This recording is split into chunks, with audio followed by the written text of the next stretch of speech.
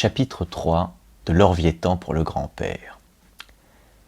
À l'issue d'une de ces soirées, Cressé et son petit-fils rentrèrent chez eux très échauffés et, comme à l'accoutumée, quelque peu mystérieux. Assis dans un fauteuil, le père Poquelin se reposait de sa journée de travail. Il s'enquit de l'endroit où le grand-père avait mené son enfant préféré. Évidemment, ils étaient allés au spectacle, à l'hôtel de Bourgogne. Poquelin voulut savoir « Qu'est-ce qui vous a pris de l'emmener tout le temps au théâtre? Vous ne voulez tout de même pas en faire un comédien ?» Le grand-père posa son chapeau, casa sa canne dans un coin, garda quelque temps le silence, puis dit « Plaise au ciel qu'il devienne un jour un acteur comme Belle et Rose. » Le tapissier à la cour ouvrit la bouche, se tut, puis demanda si le grand-père parlait sérieusement. Et comme Cressé ne disait rien, Poquelin se chargea de développer le thème, mais sur le mode de l'ironie. Selon Louis Cressé, si l'on peut vouloir devenir semblable au comédien Belle et Rose, pourquoi alors ne pas aller encore plus loin?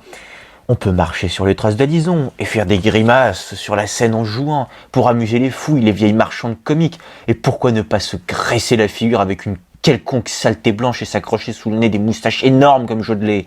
Après tout, on peut très bien faire le pitre au lieu de s'occuper de son métier, puisque les gens payent pour ça des 15 sous par personne. Oh, c'est vraiment là une carrière admirable pour le fils aîné d'un tapissier à la cour que, grâce à Dieu, tout Paris connaît. Oh, c'est les voisins qui en feraient des gorges chaudes si le jeune Baptiste, monsieur Poquelin, qui a droit au titre de laquais du roi, se retrouvait un jour sur les planches, dans la corporation des tapissiers, les rats se dilateraient. Excusez-moi, dit doucement Cressé, pour vous, le théâtre ne doit donc pas exister? Mais il apparut que ce n'était pas du tout ce que les paroles de Poquelin voulaient dire.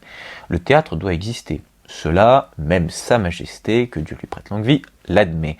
L'appellation de troupe du roi a été décernée à la troupe de l'hôtel de Bourgogne. Tout cela est fort bon, lui-même Poquelin ira avec plaisir au théâtre le dimanche. Mais en fin de compte, si on la lui demandait, son opinion serait la suivante.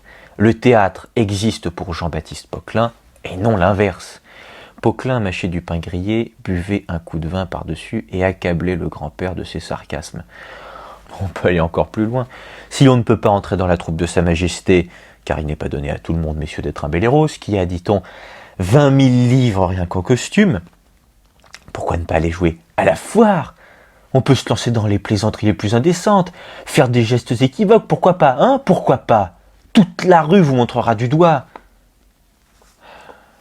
Excusez-moi, je plaisante, dit Poquelin, mais je suppose que vous plaisantiez aussi, non? Mais on n'a jamais su si le grand-père plaisantait, de même que l'on n'a jamais su ce que pensait à cet instant le petit Jean-Baptiste. Drôle de gens que c'est Cressé, pensait le tapissier à la cour en se tournant et se retournant dans la pénombre de son lit.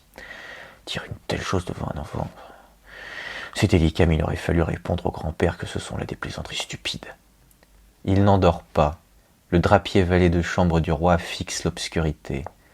Tous les mêmes, c'est Cressé. Sa pauvre femme, la première, avait aussi ses lubies, et elle aussi adorait le théâtre.